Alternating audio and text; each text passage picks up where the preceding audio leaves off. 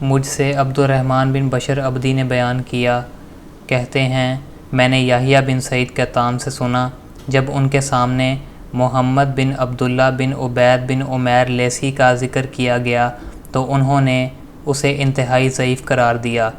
امام یحییٰ سے کہا گیا ہاں، پھر کہتے ہیں میں نہیں سمجھتا کہ کوئی ایک انسان بھی محمد بن عبداللہ بن عبید بن عمیر سے روایت کر سکتا ہے۔ صحیح مسلم حدیث نمبر 91۔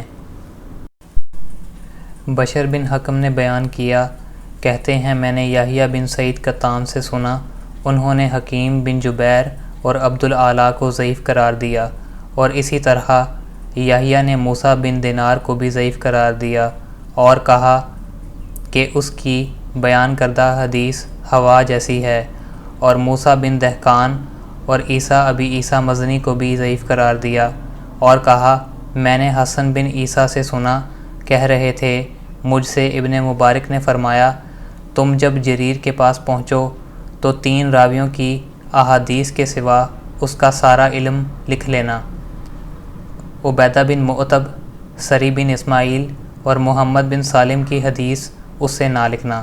صحیح مسلم حدیث نمبر 92۔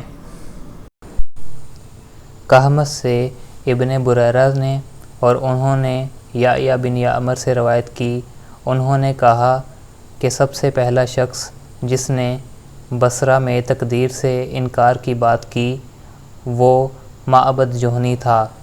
میں یعنی یحییٰ اور حمید بن عبد الرحمن حج یا عمرے کے ارادے سے نکلے، ہم نے آپس میں کہا کہ کاش رسول اللہ صلی اللہ علیہ وسلم کے صحابہ میں سے کسی کے ساتھ ہماری ملاقات ہو جائے تو ہم ان سے تقدیر کے بارے میں ان آج کل کے لوگوں کی کہی ہوئی باتوں کے متعلق دریافت کر لیں۔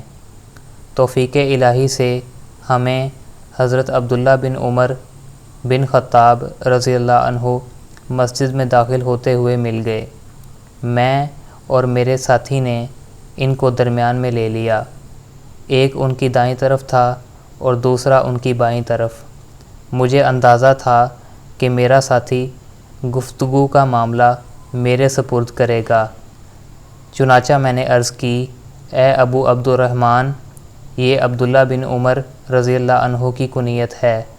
واقعہ یہ ہے کہ ہماری طرف کچھ ایسے لوگ ظاہر ہوئے ہیں جو قرآن پڑھتے ہیں اور علم حاصل کرتے ہیں، اور ان کے حالات بیان کیے، اور ان لوگوں کا خیال ہے کہ تقدیر کچھ نہیں، ہر کام نئے سرے سے ہو رہا ہے، پہلے اس بارے میں نہ کچھ طے ہے اور نہ ہی اللہ کا علم ہے۔ ابن عمر رضی اللہ عنہ نے فرمایا جب تمہاری ان لوگوں سے ملاقات ہو تو انہیں بتا دینا کہ میں ان سے بری ہوں اور وہ مجھ سے۔ اس ذات کی قسم جس کے نام کے ساتھ عبداللہ بن عمر حلف اٹھاتا ہے کہ اگر ان میں سے کسی کے پاس احد پہاڑ کے برابر سونا ہو اور وہ اسے خرچ بھی کر دے تو اللہ تعالیٰ اس کو اس کی طرف سے قبول نہیں فرمائے گا یہاں تک کہ وہ تقدیر پر ایمان لے آئے۔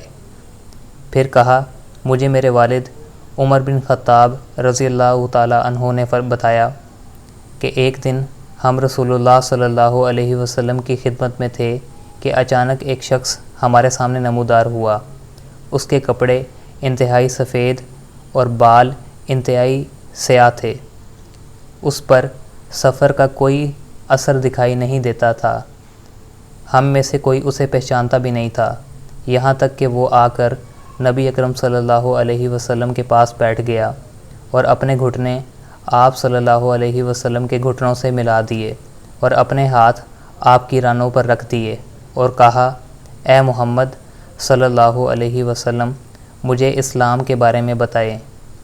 رسول اللہ نے فرمایا اسلام یہ ہے کہ تم اس بات کی گواہی دو کہ اللہ کے سوا کوئی عبادت کے لائق نہیں اور محمد صلی اللہ علیہ وسلم اس کے رسول ہیں، نماز کا اہتمام کرو، زکوٰۃ ادا کرو، رمضان کے روزے رکھو، اور اگر اللہ کے گھر کے رستے طے کرنے کی استطاعت ہو تو اس کا حج کرو۔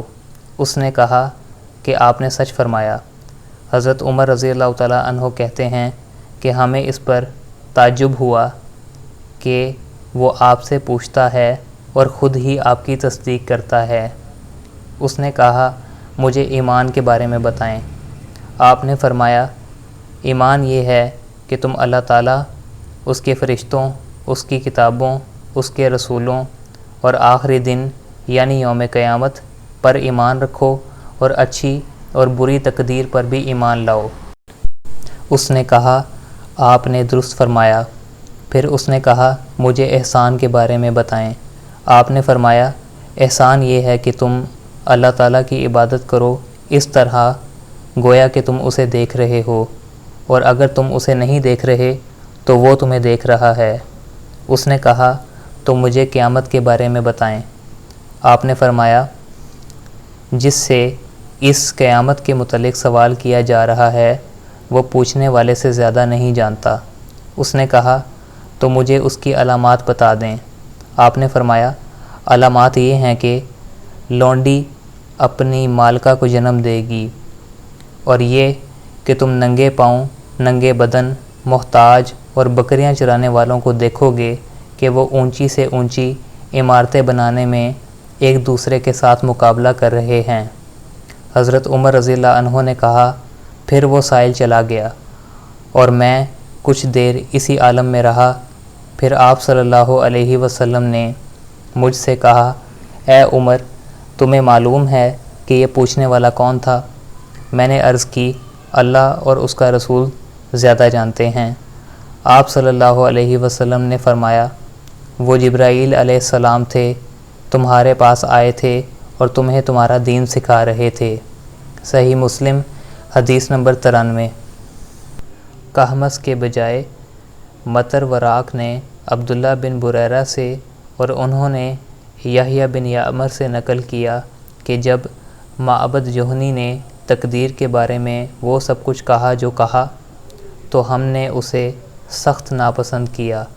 یحییٰ نے کہا میں اور حمید بن عبد الرحمن نے جب حج کیا، اس کے بعد انہوں نے کہمس کے واسطے سے بیان کردہ حدیث کے مطابق حدیث بیان کی، البتہ الفاظ میں کچھ کمی بیشی ہے۔ صحیح مسلم حدیث نمبر 94۔ عثمان بن خیاس نے یحییٰ بن یعمر اور حمید بن عبد الرحمن دونوں سے روایت کی، دونوں نے کہا ہم عبداللہ بن عمر رضی اللہ عنہ سے ملے اور ہم سے تقدیر کی بات کی، اور وہ لوگ یعنی منکرین تقدیر جو کہتے ہیں اس کا ذکر کیا۔ اس کے بعد عثمان بن خیاس نے سابقہ راویوں کے مطابق حضرت عمر رضی اللہ عنہ سے مرفوعاً روایت کی۔ اس روایت میں کچھ الفاظ زیادہ ہیں اور کچھ انہوں نے کم کیے ہیں۔ صحیح مسلم حدیث نمبر 95۔ معتمر کے والد یحییٰ بن یعمر سے اور انہوں نے عبداللہ بن عمر سے اور انہوں نے حضرت عمر سے اور انہوں نے نبی صلی اللہ علیہ وسلم سے اسی طرح روایت کی جس طرح مذکورہ اساتذہ نے روایت کی۔ صحیح مسلم حدیث نمبر 96۔ حضرت ابو ہریرہ سے روایت ہے کہ ایک دن آپ صلی اللہ علیہ وسلم لوگوں کے سامنے تشریف فرما تھے۔ ایک آدمی آپ صلی اللہ علیہ وسلم کے پاس آیا اور پوچھا اے اللہ کے رسول ایمان کیا ہے؟ آپ نے فرمایا تم اللہ تعالیٰ، اس کے فرشتوں، اس کی کتاب، قیامت کے روز، اس سے ملاقات، اس کے سامنے حاضری اور اس کے رسولوں پر ایمان لاؤ، اور آخری بار زندہ ہو کر اٹھنے پر بھی ایمان لے آؤ۔ اس نے کہا اے اللہ کے رسول اسلام کیا ہے؟ آپ نے فرمایا اسلام یہ ہے کہ اللہ تعالیٰ کی عبادت کرو اور اس کے ساتھ کسی چیز کو شریک نہ ٹھہراؤ، لکھی ہوئی یعنی فرض کی گئی نمازوں کی پابندی کرو، فرض کی گئی زکوٰۃ ادا کرو، رمضان کے روزے رکھو۔ اس نے کہا اے اللہ کے رسول احسان کیا ہے؟ آپ نے فرمایا اللہ تعالیٰ کی عبادت اس طرح کرو گویا کہ تم اسے دیکھ رہے ہو، اور اگر تم اسے نہیں دیکھ رہے تو وہ یقیناً تمہیں دیکھ رہا ہے۔ اس نے کہا اے اللہ کے رسول قیامت کب آئے گی؟ آپ نے فرمایا جس سے سوال کیا گیا ہے وہ اس کے بارے میں پوچھنے والے سے زیادہ نہیں جانتا، لیکن میں تمہیں قیامت کی نشانیاں بتائے دیتا ہوں۔ جب لونڈی اپنا مالک جنے گی تو یہ اس کی نشانیوں میں سے ہے، اور جب ننگے بدن اور ننگے پاؤں والے لوگوں کے سردار بن جائیں گے تو یہ اس کی نشانیوں میں سے ہے، اور جب بھیڑ بکریاں چرانے والے اونچی اونچی عمارتیں بنانے میں ایک دوسرے سے مقابلہ کریں گے تو یہ اس کی علامات میں سے ہے۔ قیامت کے وقت کا علم ان 5 چیزوں میں سے ہے جنہیں اللہ تعالیٰ کے سوا کوئی نہیں جانتا۔ پھر آپ نے یہ آیت پڑھی، سورہ لقمان آیت نمبر 34۔ ترجمہ: بے شک اللہ ہی کے پاس قیامت کا علم ہے، وہی بارش برساتا ہے اور وہی جانتا ہے کہ ماؤں کے پیٹوں میں کیا ہے۔ کوئی ذی روح یہ نہیں جان سکتا کہ وہ کل کیا کرے گا، اور نہ ہی کسی متنفس کو یہ معلوم ہے کہ وہ زمین کے کس حصے میں فوت ہوگا۔ بلا شبہ اللہ تعالیٰ جاننے والا اور خبردار ہے۔ حضرت ابو ہریرہ فرماتے ہیں، پھر وہ آدمی واپس چلا گیا تو رسول اللہ نے فرمایا، اس آدمی کو میرے پاس واپس لاؤ۔ صحابہ کرام اسے واپس لانے کے لیے بھاگ دوڑ کرنے لگے تو انہیں کچھ نظر نہ آیا، تو رسول اللہ نے فرمایا، یہ جبرائیل علیہ السلام تھے جو لوگوں کو ان کے دین کا علم سکھا رہے تھے۔ صحیح مسلم حدیث نمبر 97۔ محمد بن بشر نے کہا، ہمیں ابو حیان نے سابقہ سند سے وہی حدیث بیان کی، البتہ ان کی روایت میں یہ جملہ یعنی جب لونڈی اپنا مالک جنے گی، اس سے مراد لونڈیاں ہیں۔ صحیح مسلم حدیث نمبر 98۔